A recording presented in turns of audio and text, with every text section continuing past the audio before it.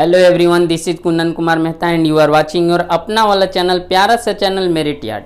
तो आज के इस लेक्चर में हम लोग एक न्यू टॉपिक यानी जो है आपका लास्ट जो है सेल ऑर्गेनेल्स बचा हुआ है जिसका नाम है न्यूक्लियस, उसके बारे में स्टडी करने वाले हैं। तो ये जो है आपका न्यूक्लियस बहुत ही इम्पोर्टेंट सेल ऑर्गेनेल्स है नहीं, और इस चैप्टर का लास्ट सेल ऑर्गेनेल्स भी है। तो चलिए आज हम लोग इसके बारे में स्टडी करते हैं। देखिए जो न्यूक्लियस है आपका वो जो है सेंट्रली लोकेटेड यानी सेंटर में प्रेजेंट होता है, सेल के सेंटर में नहीं, प्लांट सेल में जो है सेंटर में नहीं होता है। बाकी जितने भी एनिमल सेल्स जो भी होते हैं उनके सेंटर में न्यूक्लियस प्रेजेंट होता है, और इसके अलावा ये जो है जनरली ओवल और स्फेरिकल होता है। नहीं, सेंट्रली लोकेटेड ओवल और स्फेरिकल स्ट्रक्चर होता है ये। न्यूक्लियस की बात करें तो ये जो है आपका प्रोकैरियोटिक सेल्स जो हैं उनमें प्रेजेंट नहीं होता है, यानी absent in prokaryotic cells. Prokaryotic cells में एब्सेंट होता है। बात करें यूकैरियोटिक सेल्स की तो प्रायः जो है यूकैरियोटिक सेल्स में न्यूक्लियस प्रेजेंट होता है, लेकिन कुछ ऐसे भी सेल्स हैं जिनमें ये जो है एब्सेंट होता है। जैसे आपका मैच्योर मैमेलियन आरबीसी जो है, आरबीसी में क्या होता है, अभी तक जितने भी हम लोग सेल ऑर्गेनेल्स पढ़े हैं उसमें मैक्सिमम में आरबीसी जो है एब्सेंट ही है, नहीं सॉरी आरबीसी में सेल ऑर्गेनेल्स जो हैं एब्सेंट ही हैं। तो इसी प्रकार यहाँ पर भी न्यूक्लियस भी आरबीसी में नहीं होता है। इसके अलावा प्लांट में बात करें तो सीव ट्यूब जो होता है उसमें जो है न्यूक्लियस एब्सेंट होता है। तो present in eukaryotic cells except mature mammalian RBC and sieve tube. अब देखिए जो न्यूक्लियस है वो आपका न्यूक्लियस जो है उसका जो डिस्कवरी है वो रॉबर्ट ब्राउन के द्वारा 1831 ईस्वी में किया गया था।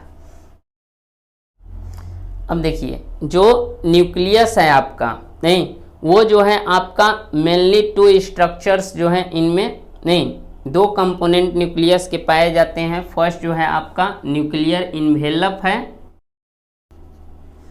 तो फर्स्ट आपका हो गया न्यूक्लियर इन्वेलप है, और सेकंड जो है न्यूक्लियोप्लाज्म है। न्यूक्लियर इन्वेलप की बात करें तो ये देखिए आउटर और इनर, यानी न्यूक्लियस जो है डबल मेम्ब्रेनस सेल ऑर्गेनेल्स होता है। ये भी नहीं, ये जो है डबल मेम्ब्रेन से बाउंड है, तो आउटर मेम्ब्रेन और इनर मेम्ब्रेन दोनों को एक साथ हम लोग न्यूक्लियर इन्वेलप के नाम से भी जानते हैं। नहीं, आउटर न्यूक्लियर मेम्ब्रेन और इनर न्यूक्लियर मेम्ब्रेन हो गया। अब देखिए जो न्यूक्लियर मेम्ब्रेन है या फिर न्यूक्लियर इन्वेलप जो है, इन दोनों के बीच में स्पेस पाया जाता है जिसे हम लोग पेरी न्यूक्लियर स्पेस या फिर इंटर न्यूक्लियर स्पेस के नाम से भी जानते हैं। तो अब हम लोग आगे और देखते हैं।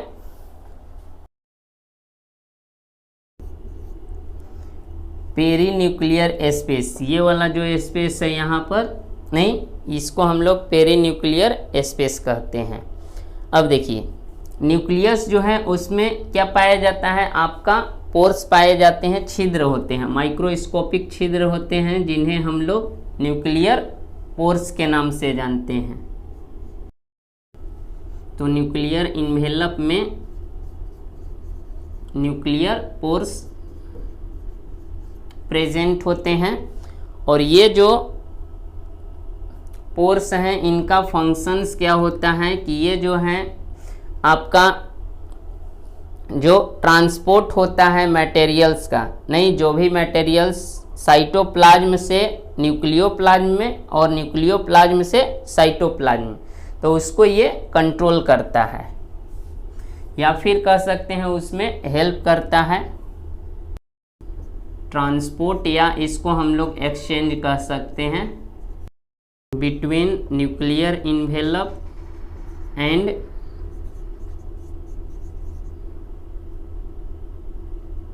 न्यूक्लियोप्लाज्म। नहीं, ये है आपका न्यूक्लियर एनवेलप हो गया। इसके अलावा जो भी फ्लूइड्स हैं सेल न्यूक्लियस के अंदर, उसे हम लोग न्यूक्लियोप्लाज्म कहते हैं। नहीं, ये सभी रेड जो डॉट्स हैं ये। अब देखिए, अब जो सेकेंड जो कंपोनेंट है आपका न्यूक्लियस का, नहीं वो है न्यूक्लियर इन्वेलप के बारे में हम लोग स्टडी कर चुके हैं। तो अब हम लोग जो है न्यूक्लियोप्लाज्म के बारे में देखते हैं। देखिए, तो न्यूक्लियोप्लाज्म क्या होता है? जैसे साइटोप्लाज्म होता है, साइटो का मतलब सेल्स और प्लाज्म यानी लिक्विड के लिए जो है वर्ड आता है। तो सेल के अंदर जो लिक्विड होते हैं उन्हें हम लोग साइटोप्लाज्म कहते हैं। तो यहाँ पर न्यूक्लियोप्लाज्म है। न्यूक्लियो का मतलब हो गया कि न्यूक्लियस, और प्लाज्म का मतलब उसके अंदर का फ्लूइड, यानी न्यूक्लियस के अंदर जो फ्लूइड होता है उसे हम लोग न्यूक्लियोप्लाज्म कहते हैं। यानी फ्लूइड इनसाइड द न्यूक्लियस, जो फ्लूइड होता है उसी को न्यूक्लियोप्लाज्म कहते हैं। अब देखिए, ये जो फ्लूइड है उसमें आपको दो स्ट्रक्चर्स मिलेंगे। नहीं, फर्स्ट जो है आपका एक स्फेरिकल स्ट्रक्चर्स है जिसे हम लोग क्या कहते हैं? न्यूक्लियोलस कहते हैं। न्यूक्लियस के अंदर न्यूक्लियोलस। नहीं, और सेकंड जो है आपका ये जो थ्रेड लाइक स्ट्रक्चर्स हैं जो न्यूक्लियोप्लाज्म में स्कैटर्ड होते हैं, उन्हें हम लोग कहते हैं क्रोमैटिन फाइबर्स। तो दो स्ट्रक्चर्स हैं न्यूक्लियोप्लाज्म में, न्यूक्लियोलस और क्रोमैटिन फाइबर्स। तो वन बाय वन हम लोग स्टडी करते हैं। फर्स्ट न्यूक्लियोलस की बात करें तो ये आपका स्फेरिकल स्ट्रक्चर्स होता है, और ये जो है आपका मेम्ब्रेन लेस होता है। जैसे राइबोसोम्स जो है मेम्ब्रेन लेस होता है, वैसे ये भी जो है मेम्ब्रेन लेस, यानी मेम्ब्रेन जो है एब्सेंट होता है। ये जो है किसी भी मेम्ब्रेन से बाउंड नहीं होता है। ये जो है आपका किस चीज़ से मिलकर बना है, कंपोज्ड है? तो ये जो है मेनली आरएनए और प्रोटीन से मिलकर बना होता है। अब देखिए, ये जो आरएनए और प्रोटीन से मिलकर बना हुआ है, और इसका जो फंक्शंस है न्यूक्लियोलस का, ये जो है आपका सेल के अंदर जो राइबोसोम्स होते हैं उनके सिंथेसिस में पार्टिसिपेट करते हैं, यानी हेल्प करता है। नहीं, किसको सिंथेसाइज करता है? तो राइबोसोम्स को। और इसीलिए इसे हम लोग फैक्ट्री ऑफ राइबोसोम सिंथेसिस के नाम से भी जानते हैं। फैक्ट्री ऑफ राइबोसोम सिंथेसिस कहें या फिर फैक्ट्री ऑफ राइबोसोम्स, यानी राइबोसोम्स का निर्माण। अब देखिए, ये था आपका न्यूक्लियोलस के बारे में। अब जो सेकेंड स्ट्रक्चर्स है क्रोमैटिन फाइबर्स, उसके बारे में हम लोग स्टडी करते हैं। देखिए, जैसा कि नाम ही है क्रोमैटिन फाइबर्स, फाइबर्स का मतलब क्या होता है? ये जो ऐसे स्ट्रक्चर्स हैं जो थीन होते हैं, पतले और थ्रेड के जैसे, नहीं धागे के जैसे स्ट्रक्चर्स होते हैं, जिन्हें हम लोग क्रोमैटिन फाइबर्स कहते हैं। न्यूक्लियस के अंदर नहीं, ये जो हैं थ्रेड लाइक स्ट्रक्चर्स होते हैं, थीन थ्रेड लाइक स्ट्रक्चर्स न्यूक्लियस में प्रेजेंट होते हैं, जिन्हें क्रोमैटिन फाइबर्स कहते हैं। अब देखिए, एनिमल सेल में सेल डिवीज़न जब होने वाला होता है, यानी सेल डिवीज़न के दौरान क्या होता है, उस टाइम जो है आपका क्रोमैटिन फाइबर्स जो है वो कंडेंस होता है, और कंडेंस होकर के और एक रड लाइक स्ट्रक्चर्स या फिर उसे हम लोग रिबन लाइक स्ट्रक्चर्स का फॉर्मेशन करता है, जिसे हम लोग क्रोमोसोम्स के नाम से जानते हैं। जैसे देखिए, ये सभी क्रोमैटिन थ्रेड हैं। सेल डिवीजन के समय क्या होगा, क्या इनका क्या होता है? कंडेंसेशन होता है, यानी कंडेंसेज टू फॉर्म रिबन और रड लाइक स्ट्रक्चर्स, और इस रड लाइक स्ट्रक्चर्स को हम लोग क्या कहते हैं? क्रोमोसोम्स कहते हैं। जैसे देखिए, ये आपके क्रोमैटिन थ्रेड देखिए ऐसे कंडेंस होते हैं, और कंडेंस होने के बाद कुछ ऐसा स्ट्रक्चर्स मिलता है। नहीं, अब देखिए क्रोमोसोम्स की बात करें तो यही है आपका एक क्रोमोसोम्स।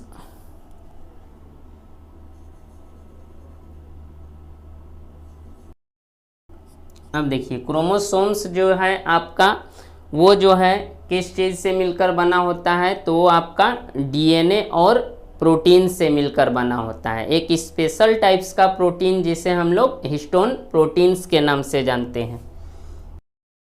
नहीं, डीएनए और हिस्टोन प्रोटीन से मिलकर बना होता है। अब हम लोग और आगे देखते हैं इसका।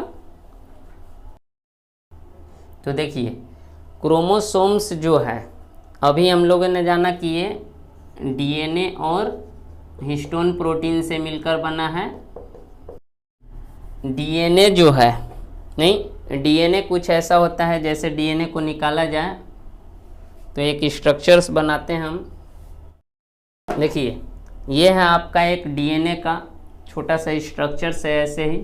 अब देखिए डीएनए का जो प्रत्येक सेगमेंट होता है, एक एक टुकड़ा, नहीं, एक एक टुकड़ा जो है उसे हम लोग जीन्स के नाम से जानते हैं। क्या कहते हैं? जीन्स कहते हैं, यानी जो सेगमेंट है उसे जीन्स के नाम से जानते हैं। और देखिए ये जो जीन्स हुए यही हैं आपके, ये ऐसे सेगमेंट हुए या फिर स्ट्रक्चर्स हैं जो हेरिडेटरी इन्फॉर्मेशन जो है उनको कंटेन करते हैं। नहीं, हेरिडेटरी इन्फॉर्मेशन को कंटेन करेंगे और यही जो है पेरेंट से प्रोजेनी तक जो ट्रांसफ़र होता है कैरेक्टर का, उसमें आपका अपना अहम भूमिका निभाते हैं। अब देखिए क्रोमोसोम्स के बारे में और हम लोग कुछ ज़्यादा डिटेल कर लेते हैं, स्टडी कर लेते हैं उसके बारे में। देखिए क्रोमोसोम्स जो हैं उसमें क्या होते हैं, 2 आर्म्स होते हैं। नहीं, ये देखिए 2 आर्म्स हैं, 2 आर्म्स हैं। तो 2 आर्म्स जो हैं सेंटर में जहाँ पर अटैच होते हैं उस स्पॉट को या फिर उस साइट को हम लोग कहते हैं सेंट्रोमियर। क्या कहते हैं? सेंट्रोमियर। सेंट्रो का मतलब सेंटर में, जहाँ पर क्रोमोसोम्स के ये 2 आर्म जो हैं जुड़े हुए हैं। यहाँ पर देखिए ब्लैक जो स्पॉट डॉट है इससे दिखाया गया है, ये है आपका सेंट्रोमियर हो गया। नहीं, अब देखिए जो सेंट्रोमियर है इसके साइड में क्या होते हैं, 2 डिस्क शेप के स्ट्रक्चर्स होते हैं जिन्हें हम लोग काइनेटोकोर्स के नाम से जानते हैं। तो साइड में क्या होते हैं, डिस्क शेप्ड स्ट्रक्चर्स, नहीं, जिन्हें हम लोग क्या कहते हैं, कोर्स के नाम से जानते हैं। तो ये ग्रीन वाले जो हैं ये क्या हैं, आपके काइनेटोकोर्स हुए। अब देखिए काइनेटोकोर्स जो है इसका फंक्शंस क्या होता है, तो ये जो है एनिमल सेल डिवीज़न में हेल्प करता है। जैसे कि आप लोगों को पता है एनिमल सेल डिवीज़न जो है, एनिमल में जब सेल डिवीज़न होता है तो उस टाइम जो है सेंट्रियोल जो है, नहीं, वो क्या होता है, 2 अपोजिट पोल की ओर मूव करता है और स्पिंडल फाइबर्स का फॉर्मेशन करता है। और वो स्पिंडल फाइबर्स जो है क्रोमोसोम्स से जाकर के जुड़ते हैं। नहीं, तो जो स्पिंडल फाइबर जुड़ते हैं वो आपके किससे जुड़ते हैं, तो यही है स्ट्रक्चर्स यानी काइनेटोकोर्स, जिससे ला करके वो अटैच होते हैं। नहीं, इसको हम लोग डायग्राम से देख लेते हैं कैसे जुड़ते हैं। देखिए मान लीजिए एक आपका सेल था, नहीं, न्यूक्लियर मेम्ब्रेन जो है, सेल डिवीजन के टाइम क्या होता है, न्यूक्लियर इन्वेलप जो है डिसअपियर हो जाता है और क्रोमोसोम्स जो हैं आपके कुछ स्टेजेज होते हैं, स्टेजेज के बाद अरेंज हो जाते हैं, नहीं, सेंटर में। तो देखिए यहाँ पर ग्रीन ग्रीन जो है ये आपके काइनेटोकोर्स हो गए और ये जो है आपका सेंट्रियोल हो गया।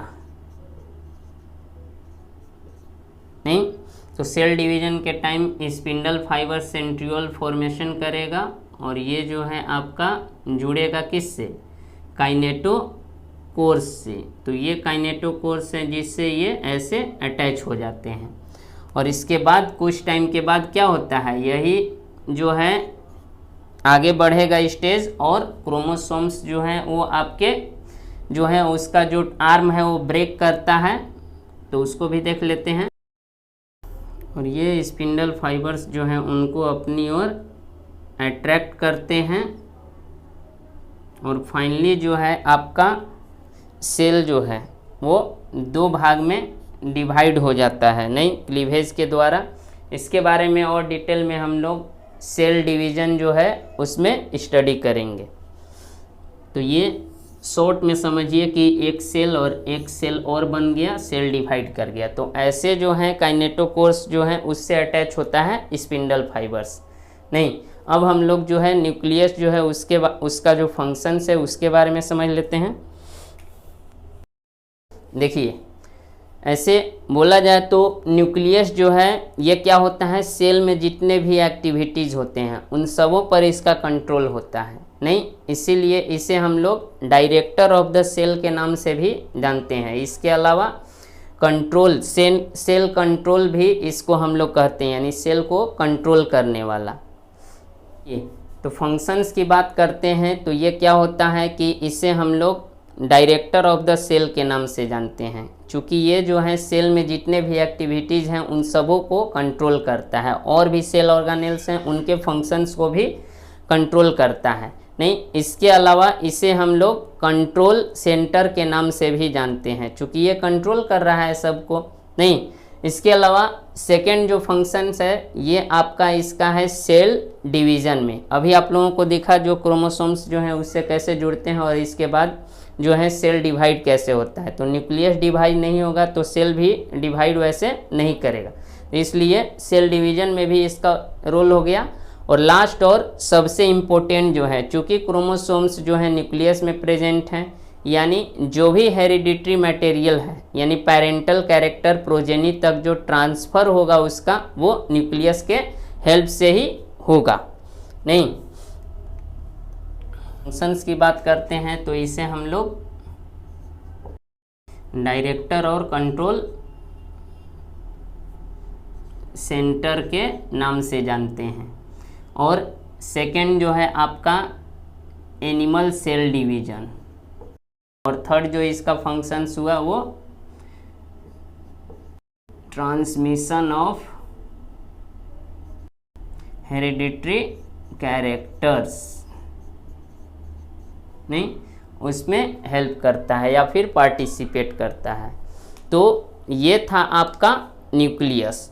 और इस प्रकार इस चैप्टर का जितना भी सेल ऑर्गेनेल्स था वो जो है आपका कवर हो चुका है। अब हम लोग जो है इस सेल का एक लास्ट जो टॉपिक है, नहीं cell cycle and cell division, उसके बारे में नेक्स्ट वीडियो में हम लोग स्टडी करेंगे। तब तक आप स्टडी करते रहें। थैंक्स।